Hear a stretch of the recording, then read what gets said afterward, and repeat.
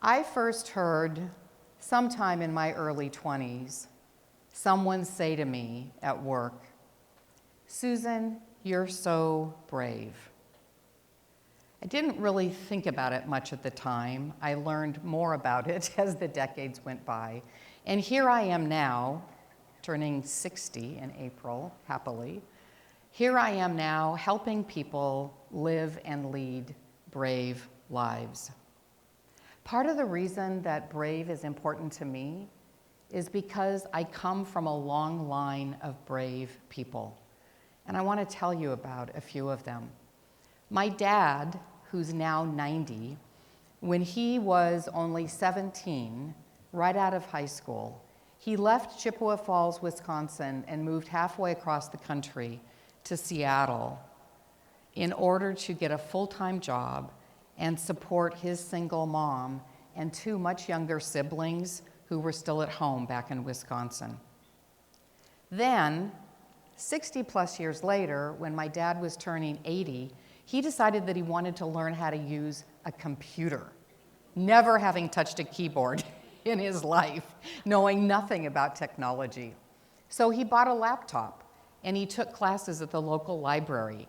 And now, 10 years later, he still uses that laptop every single day. We send emails back and forth. He books trips to Hawaii, his airfare, using that laptop. I tell you, I don't know what was harder, moving across the country at age 17 by himself or learning technology when he was age 80. Those things were both brave.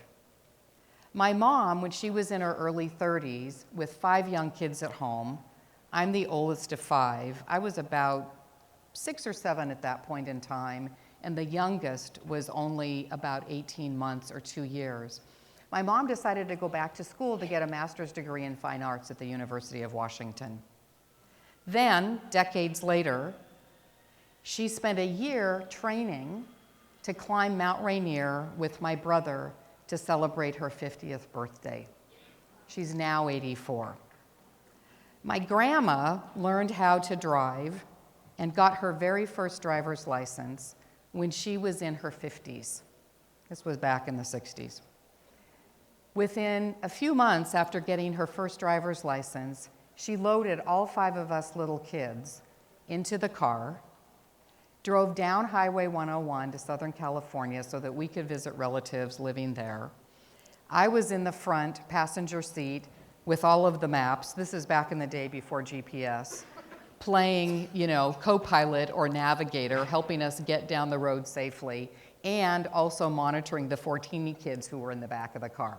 That's brave.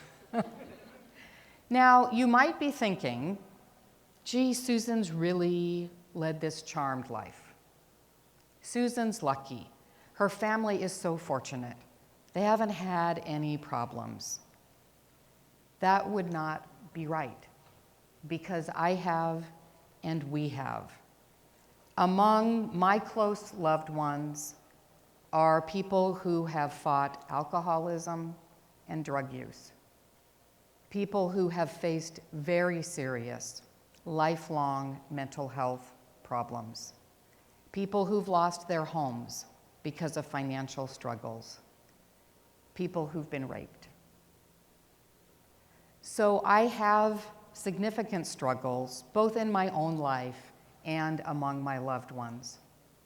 And those folks are my absolute heroes, and I love them all the more because they have faced those problems and they get through their daily lives living in brave ways. And that inspires me to be brave too. I was told by more than one doctor, you have a 50-50 chance of being alive and healthy in 5 years. This is really, really serious. So I went into my project management mode. I'm a great project manager. Hey, I'm the oldest of 5 kids. Been a boss for a long time. And so what I was doing was thinking about how can I miss the least possible amount of work? How can I stay as high functioning as possible throughout this? And I did feel like I was going to be okay. I really did. But I was more focused on taking care of everybody else who was worried about me and in some cases kind of falling apart around me because they were so scared about what was happening, and how to hold down the fort on the job. People kept coming to me offering help, family, friends, colleagues. And in a nice enough way, I said, I got it. I'm okay. It's under control. Thanks, but no thanks.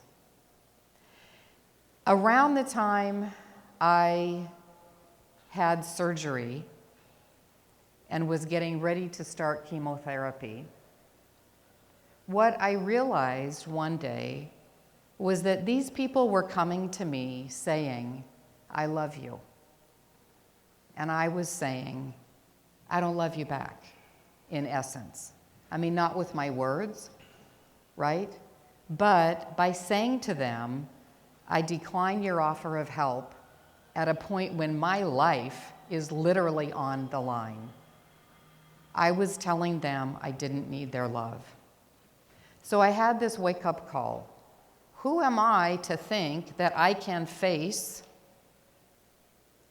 a life-threatening situation, very serious medical treatment that's going to last for more than a year, and tell people, thanks, but I don't need your help. I got it.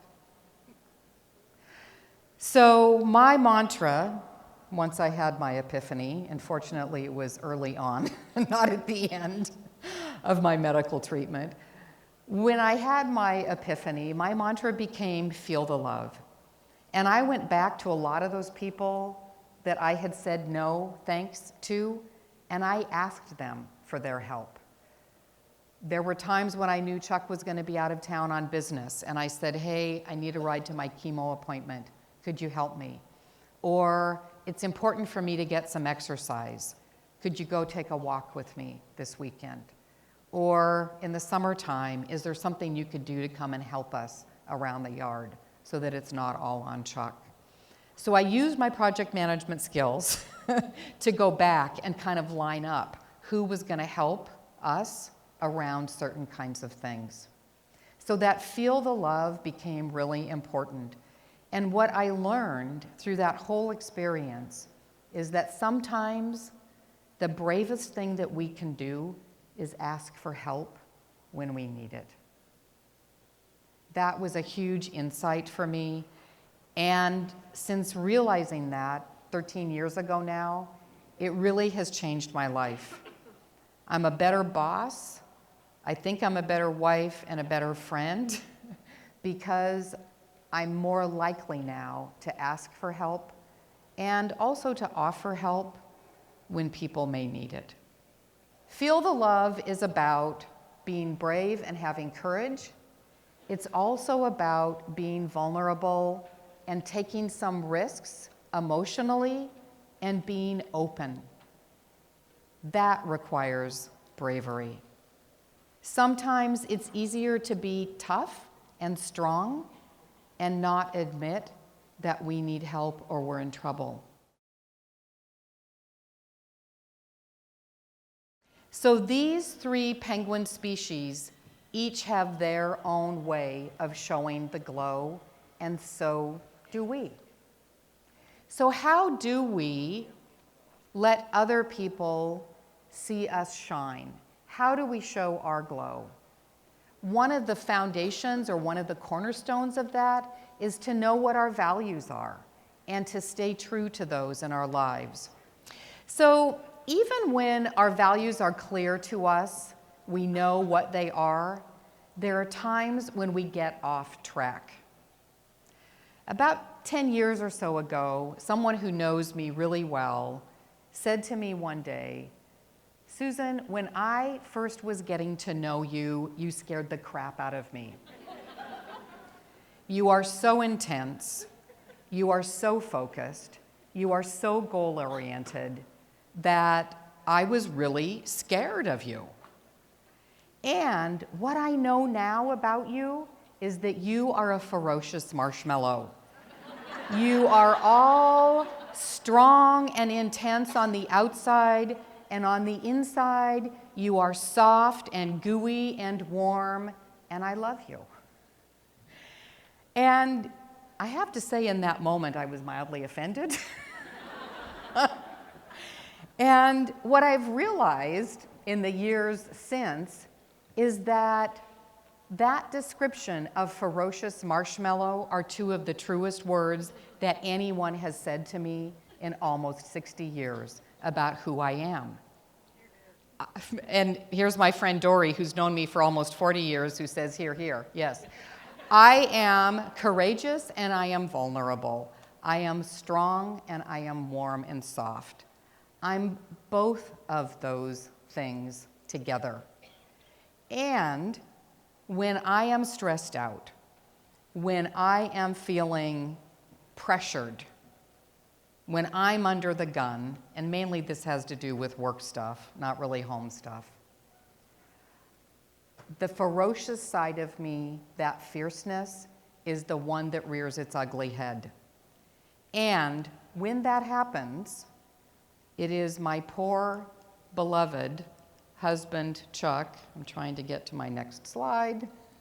Thank you. Oopsie, I went too fast.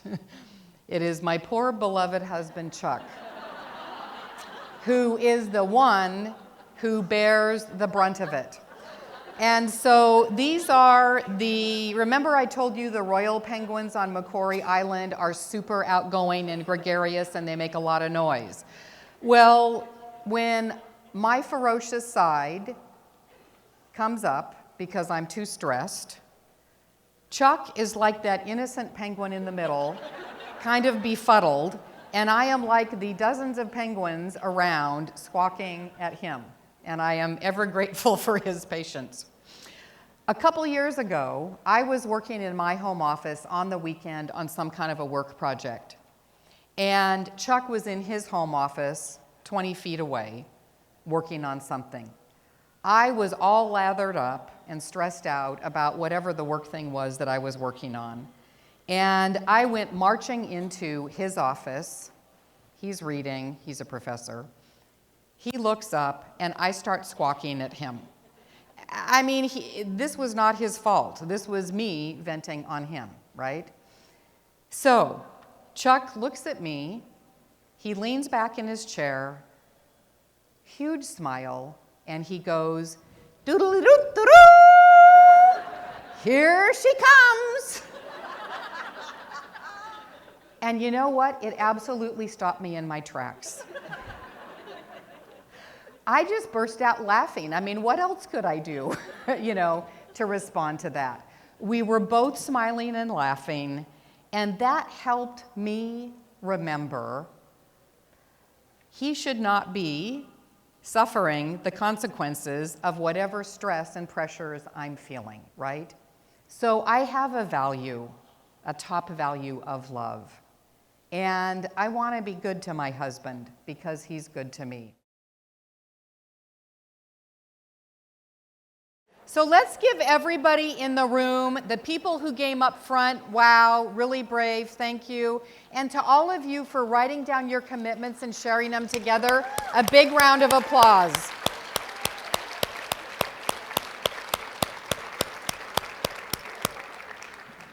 For me, living brave was standing up here tonight with all of you. Because I've shared some of my personal stories with you. I've talked about my flaws. I've talked about some of my imperfections and my struggles. And I'm grateful to you for being here. It's inspiring to me to see you stretching and learning and making commitments for how you're going to be even braver tomorrow than you feel you are today. My wish for you is that you take care of yourself and that you take care of each other and that you take care of our animal friends and the natural world because they need our help too. When you feel the love, when you show your glow, and when you trust your wings, you live brave. Thank you so much.